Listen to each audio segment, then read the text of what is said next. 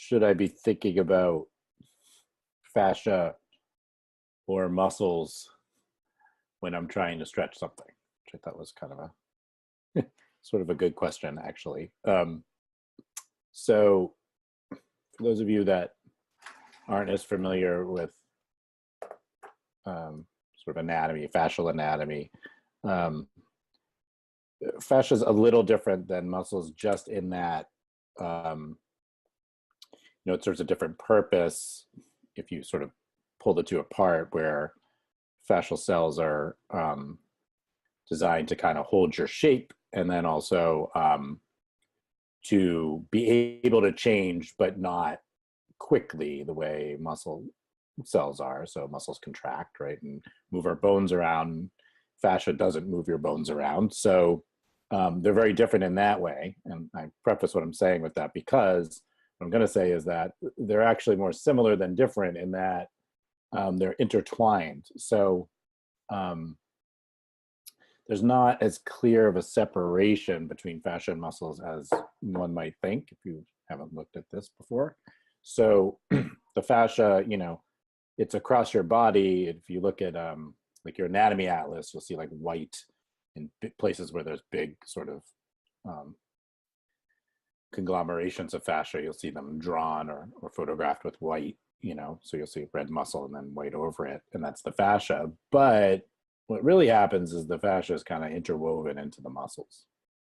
And so when you're going to stretch something, it's not really possible to stretch muscle and not fascia, or fascia and not muscle. That's not one of the possibilities, because even if you find a mechanical way to really get into the middle of a muscle, that muscle is still intertwined with the fascia. So a lot of, I recommend in the course Anatomy Trains, is not in the foundations course, but in the 800, it's one of the texts we use.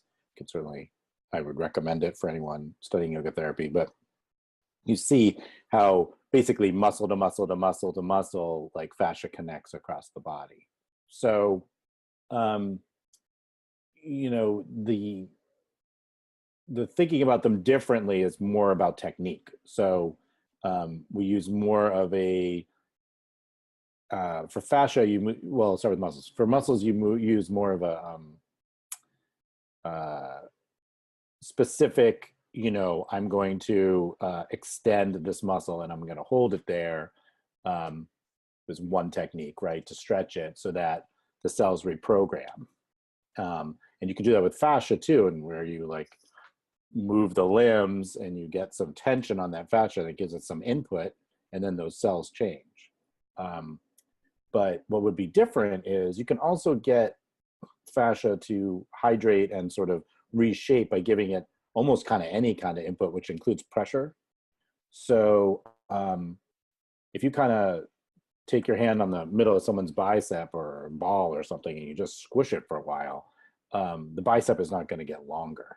So if you're having a trouble like extending, right, and you just squish the bicep, it'll do something, but it's not really the best technique to get that bicep longer. But with the fascia, it's actually helps. So you might use different techniques in terms of sort of getting pressure and input into different sections of the body to get that fascia to let go.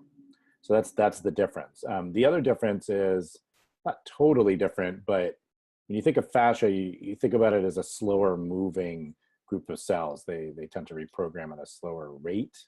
So even though it's all intertwined, if you're thinking, wow, this person's bound down the entire front of their body from their feet to their chin, right, is contracted.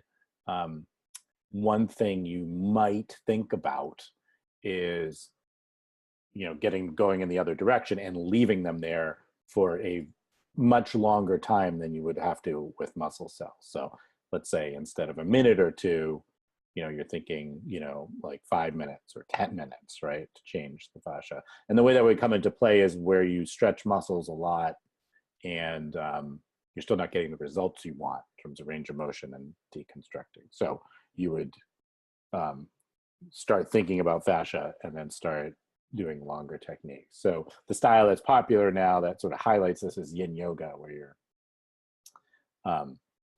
which is, you know, basically, well, not exactly, but anyway, it has this concept at its foundation, right, where you hold poses a really long time. And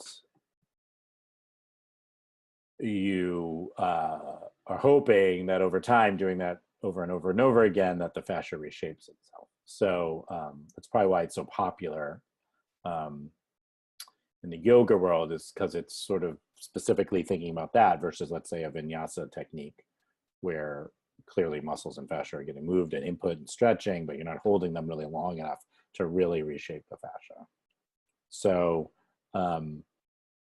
you know, there are choices in ways you can think. So that's how it works for me. I'm like, what do I want to be thinking about right now? And that's usually dictated by what I'm seeing in terms of postural stuff, or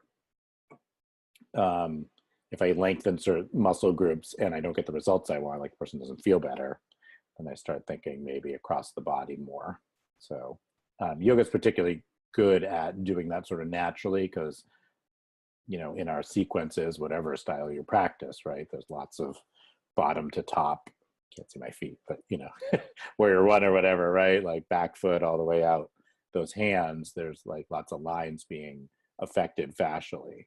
So the question becomes whether you're holding them or not. And this is all just general rules, because honestly, it is certainly true that any input affects the body. So even if you don't stretch long enough, you do short stretches. Anyone who does vinyasa knows that, like, you know, you do a bunch of sun salutes, you're going to affect the muscle spindle cell's length, right? And you're going to be more open, and the fascia is going to move too. So everything moves. I guess the last thing I'll say is, you know, when you're trying to distinguish between the two, you can think about muscles, think more about stretching and reprogramming length, and fascia, think about input equals hydration. So it gets softer. So it gets more malleable. So with the muscles, it's more like there's a programmed length and you can reprogram that length. With the fascia, it's really, I won't get into the science of it, but basically it needs input so that it can have enough, well, one of the things is hydroluric acid, but basically you can think about it as hydration. So it can be more hydrated.